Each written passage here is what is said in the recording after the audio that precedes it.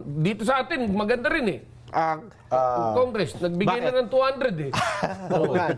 Di ba? Meron ba? May bago bang... Meron! Breaking news kahapon yan. Ano sabi? 200 pesos eh. Wow! Ito yan across the board ata ito Naku, patay tayo dyan. Across the board ito. Mukhang marami na naman magsasarang kumpanya nito. Alam niyo kung minsan, tama yan, bilang isang negosyante, Kuya Benny, masakit sa tenga yan. Pero sa iyo, mga pangkariwang mamamayan, akala natin positibo kasi, tataas ang sweldo natin, matutuwa tayo.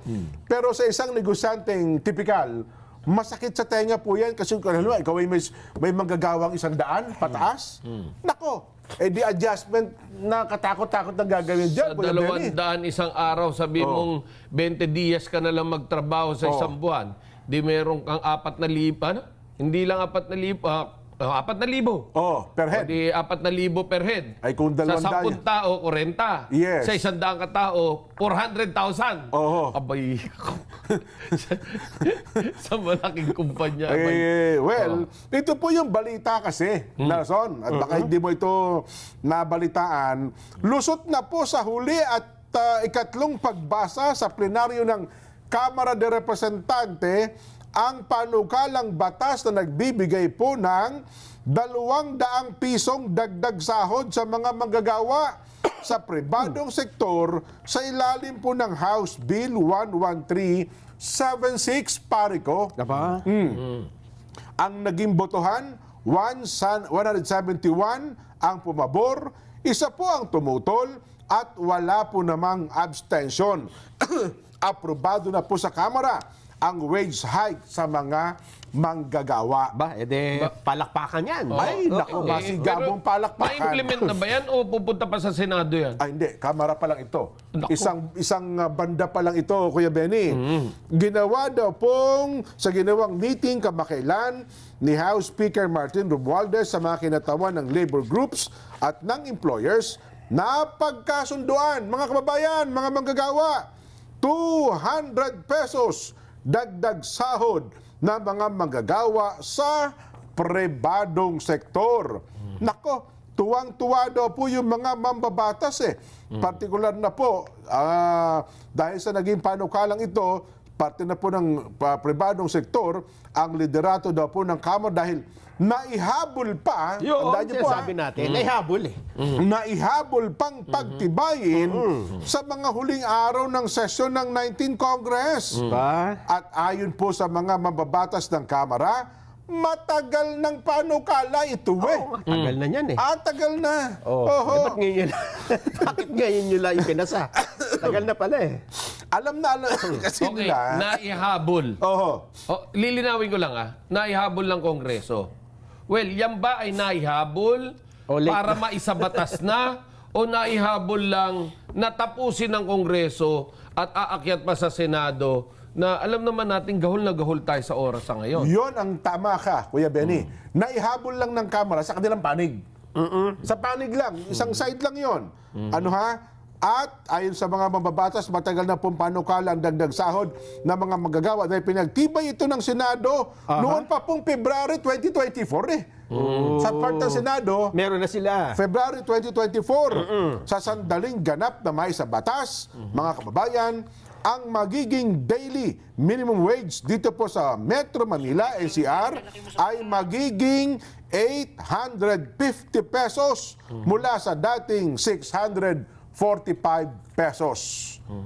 Pero wait, huwag muna kayo matuwa, huwag muna kayo magpalakpakan. Iyan po sa panig lamang ng Kamara de Representante. Ang problema, sa panig po ng Senado, dahil po sa Senado naman, ang kanilang ipinasa, 100 pesos lang, Kuya Nelson, Kuya Benny. So, kailangan 200, dapat pang magkaroon muna ng kasunduan ito. Maganyan. Yun yung tinatawag natin na magsasalubong pa yan. Yes. Yan. Yung flow at counterflow. Ayan. Kaya kung kayo po ay natuwa at masayang-masaya ang mga mababatas natin sa Kamara, pero sa mga magagawa, teka, huwag muna kayong matuwa. Ano ha? At baka ang katuwaan ninyo ay masiphayo pa po kayo sapagkat may natitira na lamang ilang araw na pagdinig. Gaya ngayon, wala nang hearing sa Kamara. Kasi Webes na. Ano ha? Next week na ulit. Ang balik nila, next week na. 3 araw lang din doon. Eh hindi pa po nagbabaycam ito. Kung ang pag-uusapan ay sweldo pa lang, itong panukala lang ito ha, hindi pa po sila nagbabaycam kung magkano ba talaga ang aaprubahan. 100 pesos ba sa part ng Senado o 200 pesos ba sa part ng Kamara de Representante? At kung ito po ay napagkasunduan sa BICAM, ay saka pa lamang po ito maipapasa. Oh, ang tanong, kapag ka ito ba'y nagkaroon ng BICAM, may hahabol ba bago matapos ang 19th Congress? Kasi kung hindi po ito may hahabol sa 19th Congress, yung saya natin, mauuwi talaga si Payo. Sapagkat pag umabot po ito ng 20 Congress, back to zero po ito. Back to zero. Wala pong 100, wala din pong 200 pesos. Kaya ang latag nila, ito, tuwan-tuwa daw sila. Oy, mga kababayan, yung dati nyo pong sweldo na 645 pesos, magiging 850 pesos na po. Kung, dapat lagi may karugtong na kung. If, kung magkasundo po yung dalawang kapulungan. Ano ha? Pero ano ang kanilang pagkakasunduan? 100 ba? O 200 pesos? May problema pa dyan, ha? Oh. Halimbawa lang, nagkasundo sila kung magkano man yan, 200, 100. Oo. Eh yan ba ay hindi ibibito o yan ba'y pipirmahan o Isa pa yan, hindi? tanong kung ng Pangulong Bongbong. Oo. Dahil marami rin naman sa part ng, matatandaan mo dyan, di ba? Nung binalasan niya yung gabinete, Oo. rinitain niya yung Yung unang economic nag-react kasi. manager, di ba? Yes, ang unang nag-react kasi Oo. business community. Yes. At itong economic manager niya ay tutol dito sa pagtataas na ito. Ganon. At sila pa rin naman yung Yun ang advice. sinasabi ko. Well, Kaya- tayo naman, talking in behalf of the labor groups, no? Oo. Well, pwede naman tayo magtaas. Okay. Pero wag naman yung ganyang 200 dahil talaga nga namang maka-aapekto ito. Doon sa mga manggagawa, huwag kayong magalit sa akin ha, dahil alam ko magagalit kayo. Bakit ba? Kulang nga pang gastos namin. Oho. Ito po ang repercussion yan. Kapag tumaas ang sahod nyo, tataas din po yung mga pangunahing bilihin. Na po, pag tumaas po yung mga pangunahing bilihin, babalik din po sa inyo yung epekto ng pagtaas ng sahod na yan. Lalo sa manufacturing sector, ano? Yes, sa manufacturing Oo. sector. Kasi yung tinaas yung sweldo, iba dadagdag din sa kanilang gastos. Yes, kung reasonable naman po yung pagkakataas at hindi ho ganun kabigat para naman sa mga kapitalista, Oho. well, malaking bagay po yan. Parang give and take lang po yung sitwasyon na mangyari na kung saan ang negosyo ay hindi po maapektuhan yung kanyang financial status. Oho. No po? At hindi niya rin kailangan masyadong taasan yung kanyang mga produkto na darating naman ang araw na baka naman hindi nabilhin. Di ba? Totoo. And of course, alam naman natin na yung mga galing China naman na produkto na mahina yung quality, Oo. binibili naman natin ng murang-mura. At natatalo yung quality, hindi yung quality, kundi natatalo yung produkto natin Oo. na lokal. Kasi mahal. Yes, yun Tama. yung mga nangyayari. No? Pupunta ka na sa substandard, mura, hindi mo itatanggalin ka ng gawang Pilipino na mahal. Yeah. Di ba? Ganun Yun ang ang mangyayari. So, these are the things na kailangan i-consider natin. Hindi ho yung, 200, yehey! Masaya lahat tayo. Nako, tumanto. Hindi pwedeng ganun kagad. So, kailangan ho i-consider din natin na ano ba yung trabaho mo? Kasi may ibang bansa na talagang kayod kalabaw ka. Ay, oo naman. Ang laki ng sweldo mo pero kayod kalabaw ka talaga. Kaya nga sabi ko na kay Nelson sa London baka ang isang tao doon hindi lang isa trabaho Tatlo. Isa, dalawa hanggang Yung iba. tatlo. Hanggang tatlo. Tama, di ba? Yes. O dito sa atin, doon ba sa sinesweldo mo na hindi nga naman kalakihan, pero ikaw ba'y kayod kalabaw? Hindi Oo. naman siguro. Ayan. Di ba? Tsaka maganda doon dyan sa kanila. Oh. Alam mo ba kung gaano kadami ang kanilang vacation leave sa loob ng isang buwan? Ay, isang taon? Isang taon, okay. Oo. Oh. 5 weeks. Oh, Ba? 5 weeks. Mahigit, More ano? than 1 month. More than, Oo. isang Ay, buwan pwede ka ka- lahat. With pay yun. Yeah, vacation mo yun. Oh. Kaya okay. hindi ka mahirapan. Siguro kung yung mga kababayan natin, nasabihin na lang ng mga empleyado, huwag nyo na kami bigyan ng additional, bigyan nila kami ng mas maraming bakasyon para mas matuwa pa. Di ba?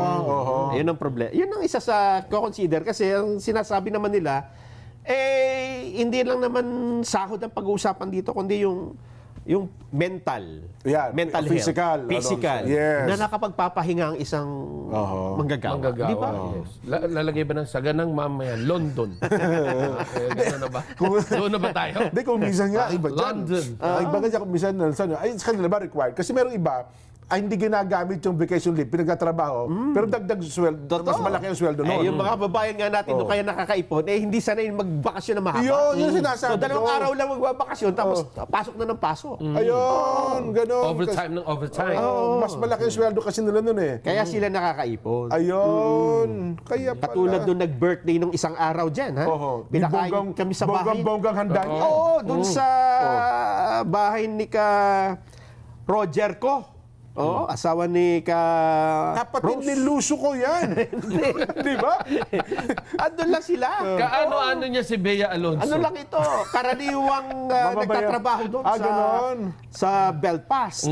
Ba? Ayun, hindi sila nagbabakasyon, nakapagpundar ng bahay doon eh. Oo. Kasi alam mo naman ang Pilipino eh, di ba? Hanggat may chance na magtrabaho talaga yan. Oo. Kahit pa sabihin, hindi, bakasyon ho kayo. Hindi. Hindi. Mas Trabaho. malaki yung suswelduhin ko dyan eh. Yes. Di ba? Kasi iniisip nila, tsaka na ako magsusweldo kapag ka-maid na ako. Hindi, tsaka- Di ba? Tsaka na ako pala magbabakasyon. Kada iisipin nila yung per hour na sinasahod nila. Nanghihinayang sila. Nanghihinayang. Oo nga.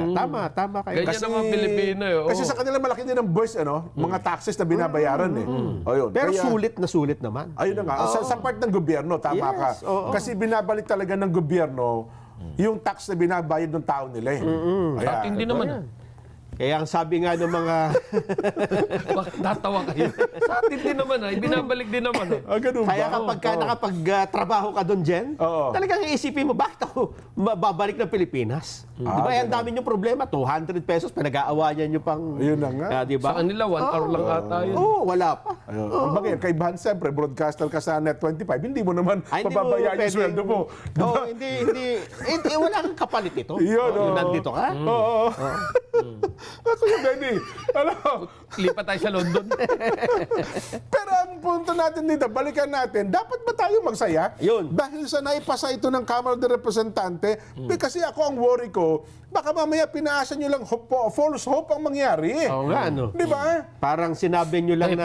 Tignan natin kung ano yung pulso ng ating mga kababayan tungkol dyan. Naniniwala ba sila? Yun Kasi na nga. baka sabihin naku po, para lang maging pogi, ha? Yan, Ang House of Representatives, Oo. ang leadership nito. Nako. Kaya ipinasayan, gayong alam naman nila na wala ng panahon. Tapos ang isisisi nila yan, yung Senado, ang bagal. Yan ang bagal, hindi na ipinasa. Kung kami natatrain, pinasa na namin yan eh. Oo. Parang ginisang keso na naman si Chisneto.